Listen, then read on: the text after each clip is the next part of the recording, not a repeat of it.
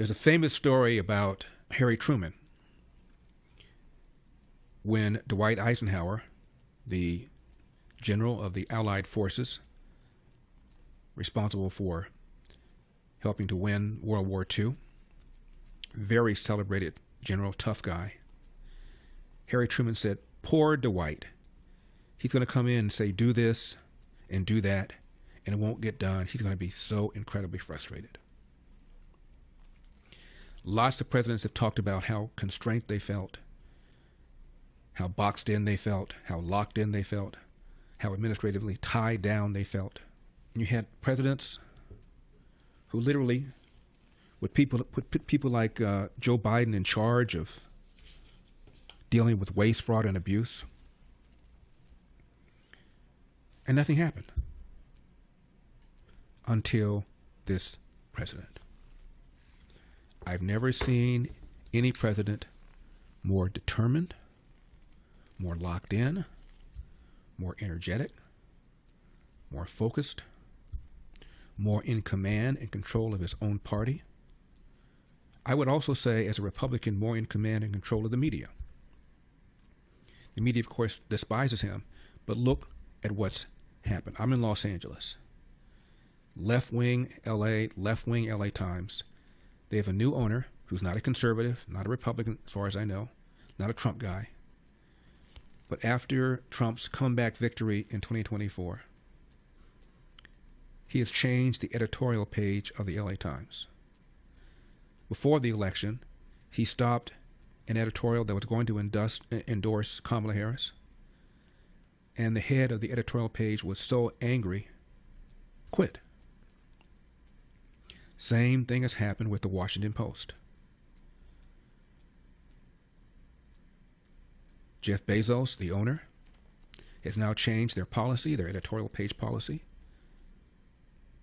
so that it focuses on truth, integrity, sincerity, and pro-American.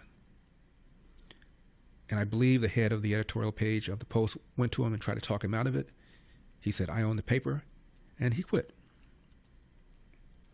Look at what's happened to some of these Trump-hating people over on CNN and the Trump-hating people over on MSNBC. Gone, so many of them. Don Lemon, gone. Chris Cuomo, gone.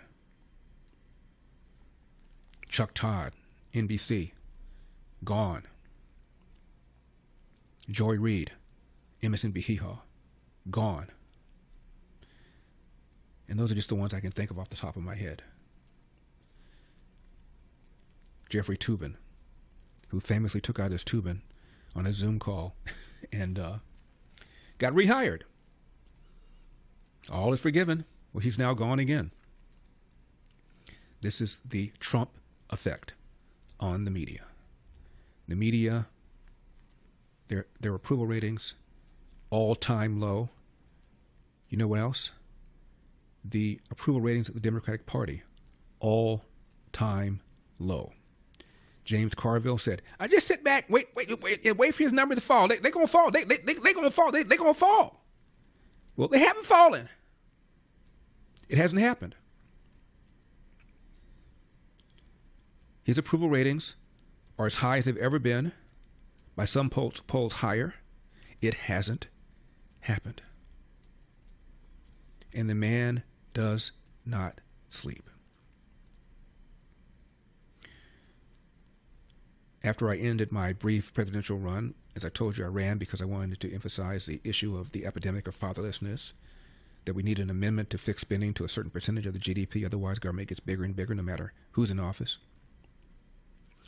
That we need to more emphasize eliminating the Department of Education and having school choice in urban America, K through 12, because of the lousy education kids are getting. All of which I told President Trump. He said, when are you going to make your formal announcement you're ending your campaign? I said, probably in a couple of weeks. He said, why don't you make it today? Having a big fundraiser at Mar-a-Lago. I said, okay. So I went there. It was packed. Looked like about maybe 4,000 people. These are the highest donors of the Republican Party. And they treated him like he was a rock star. And I followed them into the room. I cannot even imagine what that must feel like to have that kind of adulation. So we go up on the stage, and Trump says, "Stand right here, Larry, and I'll say something for a few minutes, and you can say something for a few minutes, and stand over here again." I said, "Fine." So he talked and talked and talked and talked. 20 minutes became 30 minutes, became 40 minutes, and I'm just standing, and my feet are hurting, my ankles hurting, my lower back is hurting. He said, "And my good friend Larry Elder's here. Come up here, Larry, say something." So I said a few things, maybe 5 minutes, 10 minutes, not that long. And I stood next to him after that. And he talked some more, and talked some more, and talked some more.